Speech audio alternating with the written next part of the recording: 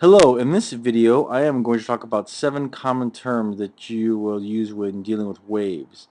The first term here, crest, is the uppermost part of the wave, the peak of it. Sometimes we call it kind of like the crest of a water wave. So in this case there are 3 crests. Depending on your wave you may have more or less of them. The second term, trough, is the lowermost portion of the wave, and here at the bottom here you see 3 troughs.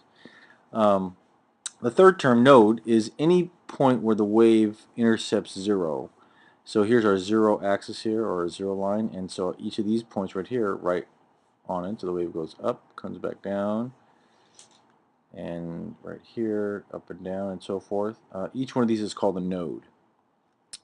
Simple enough.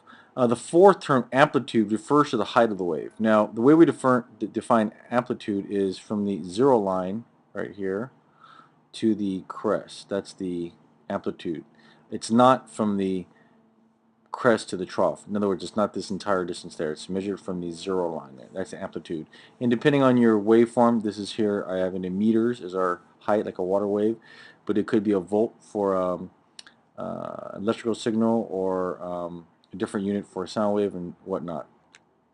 The wavelength is the distance for one wave horizontally, and we use the Greek letter lambda to represent the wavelength. So this is a wavelength. Now here I measure between 2 crests. We could have done it between 2 troughs as well. So here's a trough and a trough. That's one complete wave. From here to here, that would have been a wavelength as well, same distance.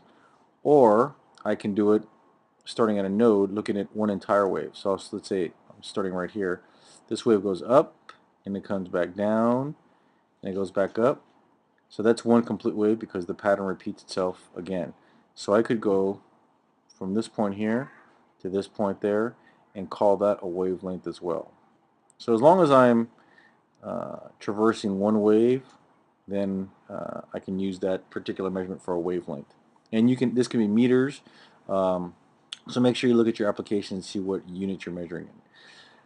The sixth term, the period, is the time. The time for one wave to occur. So whereas wavelength is the distance for one wave, the period, and we use the capital letter T for period. This is the Greek letter lambda, and this we use the letter A for amplitude. T is the time for one wave. So in this case, and I'll start here at this one right over here, the wave begins, goes up, comes back down, goes back up. So the period of this wave is, for this example, is 0.01 second. And depending on the application, this time may be longer or shorter. The last term, frequency, is a script F, and this is actually the number of waves per second. So I'll write that down. The number of waves divided by how much time is elapsed. So in this particular example, let's take a look at it.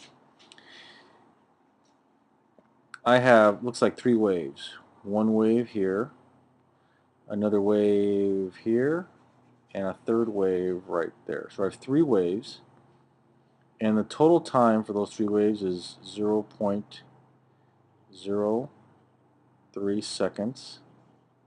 And if you do the division there, that's 100. And the unit of frequency is called the hertz, capital H Z, little z there. And I use square brackets for units. That means if I were to go for an entire second here, that'd be 100 waves, which seems actually like a lot of waves, but taking things into perspective, let's take a look at another couple of frequencies. The middle C frequency in music is actually 261 hertz.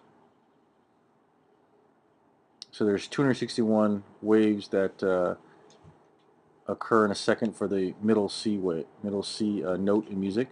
If you have a computer, the frequency of your computers of your microprocessor probably is clocked at around 2 gigahertz, capital GHz,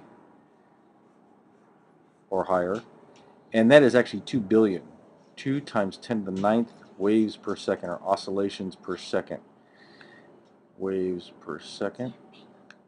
And each of those waves correspond to an operation in your computer. Actually, about 10 to 14 waves is what the computer needs to do to perform a mathematical calculation. So if you have a lot of graphics, HD video, games on your system, a lot of mathematical calculations need to be done to display those images on the screen or process data. So to put that in perspective, 2 billion waves per second. And if you listen to the radio, and I'll choose a radio station here, 101.1. If you look at the radio, it's capital MHZ for FM radio, and that's 101.1 million, or times 10 to the 6th million waves per second. So this is an electromagnetic radio wave that helps transmit music through the air, and so these are just a couple examples of different frequencies. But in a nutshell, those are the 7 terms you're going to use frequently when dealing with waves.